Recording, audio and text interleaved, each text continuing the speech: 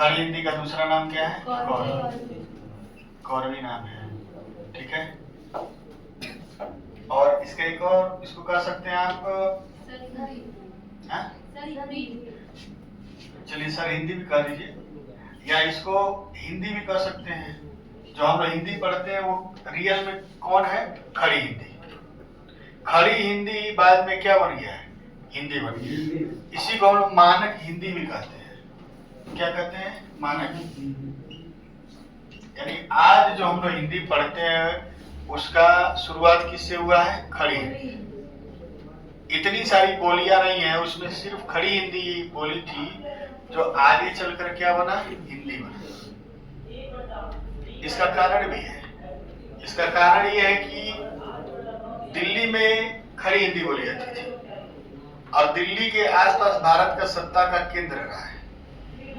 जो भी लोग केंद्र में रहे हैं, सत्ता में रहे हैं, वो बढ़ावा किसको दिए हैं? अपने भाषा, खड़ी हिंदी को। इसलिए खड़ी हिंदी फेमस भी हो गया, बोलने में भी सही है, आसान भी है, ठीक ना। उससे पहले जो सबसे फेमस बोली थी वो थी ब्रज। आज तक सबसे ज्यादा जो रचना लिखा गया है, रचना किया गया है, पद गद्य, जो भी पद लिखे गए, गद्य तो नहीं, गद्य तो खड़ी में लिखा गया है, जितने पद की रचना की गई है वो सब किसमें किया गया है? ब्रज। सबसे अधिक ब्रज में। ब्रज ऐसी बोली थी कि उसको ब्रज भाषा कहा जाता था। क्या कहा जाता था? ब्रज।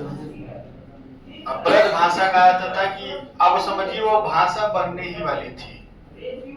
भाषा लोग कहना शुरू कर दिए थे, लेकिन हुआ क्या?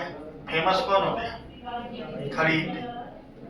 तो खड़ी हिंदी को भी फेमस करने के लिए काशी नागरी प्रचारणी सभा, एक आता है नागरी प्रचारणी सभा, भारत में था एक संस्था जो हिंदी को ज्यादा फेमस किया।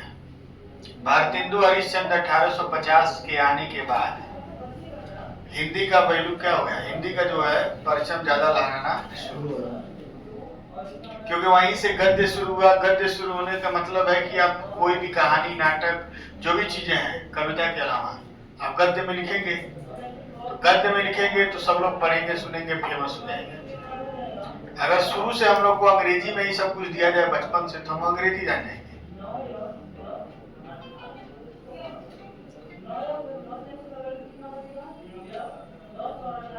चलिए लिखिए ब्रज का।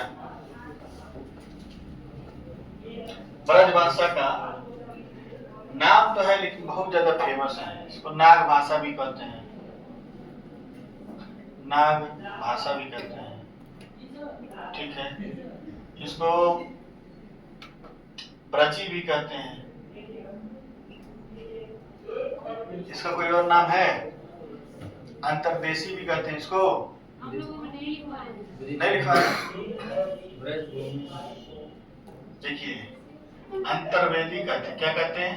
अंतर्वेदी। अंतर्वेदी का मतलब दो नदियों के बीच का।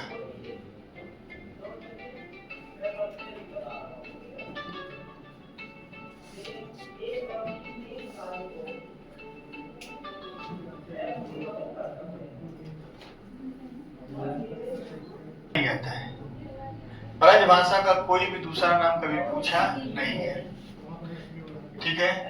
ये तो थोड़े बहुत इंपॉर्टेंट है, ये कभी नहीं पूछा है, ठीक है। अब देखिए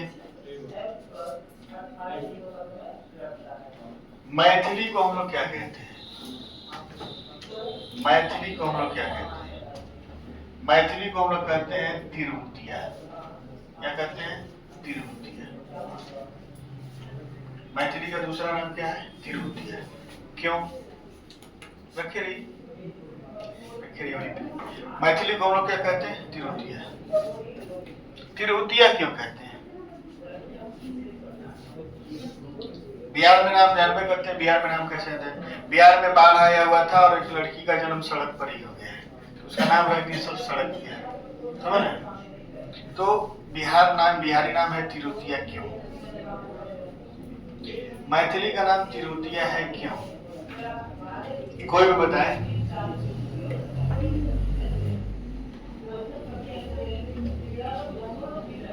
देखिए मैथिली में तीन लिपियां हैं। कितनी लिपियां हैं? तीन लिपियां। तीन लिपियां हैं। पहला कैथी,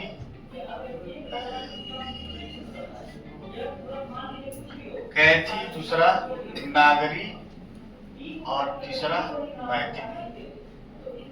जैसे हमारा हिंदी है, उसमें कौन सा लिपि है? देवनागरी। देवनागरी लिपि के पहले जो लिपि थी उसका नाम था नागरी। देवनागरी के पहले कौन था? नागरी। नागरी से कौन बना? देवनागरी। अभी आगे हम आप लोग को लिपियां पढ़ाएंगे। बताइए लिपियां क्या होता है। लिपियां होता है लिखने का तरीका, ढंग। एक ही चीज को कई ढंग से लिखा जा सकता है। तो इसमें कितनी लिपियां हैं? तीन। कैथी, नागरी और मैथिली। इसलिए इसका नाम क्या है? तिरहुतिया। इसलिए इसे तिरहुतिया कहते हैं।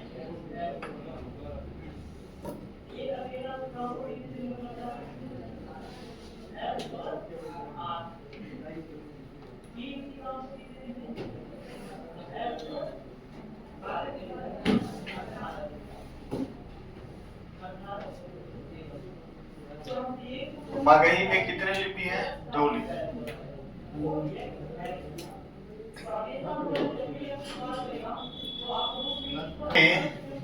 मगही में दो लिपि है, कैथी और नागरी।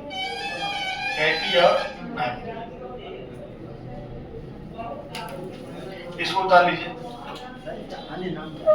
हाँ, ये तो